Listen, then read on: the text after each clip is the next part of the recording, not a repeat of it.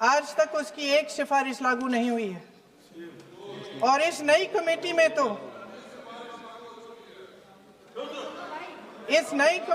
तो एक x IB chief, फिर चिल्लाएंगे, एक एक्स आईबी चीफ, एक आईटी कंपनी के मालिक और एक गौमूत्र के विशेषज्ञ भी हैं।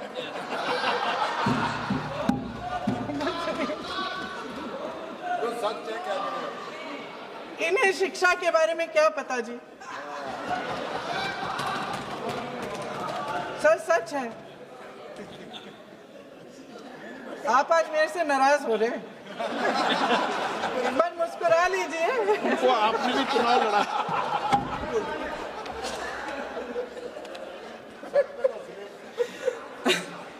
सर, फास्ट ट्रैक कोर्ट्स का रिकॉर्ड पहले से ही बहुत खराब है। वैसे भी कल की सुनवाई में सीबीआई का वकील पेश ही नहीं हुआ। संसद में विपक्ष को दोषी ठहराने से, खोखले राजनीतिक खेल खेलने से काम नहीं चलेगा। आप जेन जी का भरोसा वापस जीतना चाहते हैं तो नए नए एंगल से, अपने फोन से नए नए वीडियो बनाने से नहीं होगा।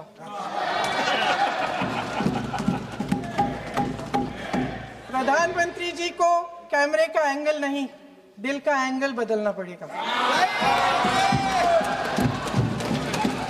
ये जेनरेशन जागरूक है, समझता है, झूठ पहचानने की उसकी अपार क्षमता है। इनका दिल और दिमाग जीतने के लिए आपको सच्चाई पर उतरना पड़ेगा। आपके शासन के चलते इस नौजवान पीढ़ी के साथ घोर अन्याय हुआ है, बर्बरता हुई है। इस सच्चाई को स्वीकार करिए। अपनी जिम्मेदारी से पीछे हटने से काम नहीं चलेगा।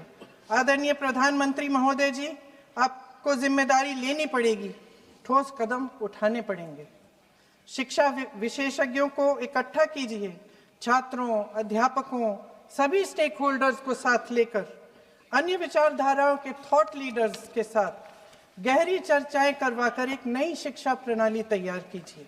मौजूदा नेशनल एजुकेशन पॉलिसी में 8 महीने तो एग्जाम चलते हैं, अध्यापकों को पढ़ाने का समय नहीं मिलता।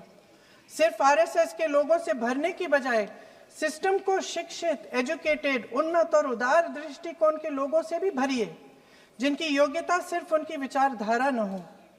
रोजगार पैदा करने के सख्त कदम उठाइए, इस पर फोकस करिए। मेडिकल कॉलेजेस की संख्या बढ़ाइए, चिकित्सा शिक्षा का विस्तार कीजिए, ताकि ये बच्चे जो मेहनत कर कर के भी अपने भविष्य नहीं बना पा रहे हैं, एक उज्जवल भविष्य का सपना देख पाए। अध्यक्ष महोदय, छात्रों को सड़क से हटाया जा सकता है, लेकिन उनके सवालों को नहीं। हर लाठी जो किसी लड़की पर, किसी लड़के पर चली है, वे बच्चों की पीठ से ज्यादा सरकार की साख पर पड़ी है। देश के नौजवान न्याय मांग रहे हैं, भीख नहीं।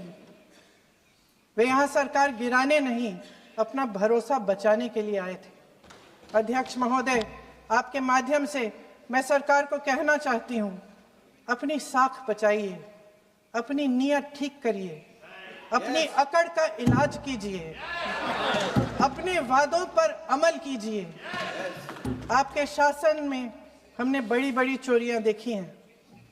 चुनाव में वोटों की चोरी, राम मंदिर में चंदा की चोरी, आपके उद्योगपति मित्रों द्वारा देश की संपत्ति की चोरी, किसानों की जमीन की चोरी, लेकिन सबसे बड़ी चोरी, हाँ ठीक है, सबसे बड़ी चोरी तब हुई। कहिए, बोलिए।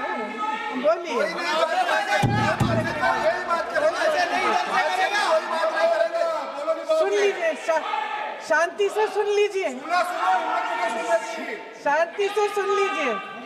आपको मौका मिलेगा, आप जितनी भी चोरियों की बात करना चाहते हैं आप कर लीजिए, अभी मेरा समय है। सबसे बड़ी चोरी तब हुई जब देश के नौजवानों के भविष्य, उनके सपने चुराए गए। भविष्य की चोरी, सपने की चोरी किसी भी चोरी से कहीं बड़ी होती है महोदय। अगर देश का युवा निराश हो जाए, अगर देश का युवा निराश हो गया, उसकी उम्मीद टूट गई, तो सबसे बड़ी हार भारत की हार होगी। और हम कांग्रेस और विपक्ष के लोग जान दे देंगे, मगर भारत की हार नहीं होने देंगे। जय हिंद। सर अब तो मुस्कुरा लीजिए, भाषण खत्म।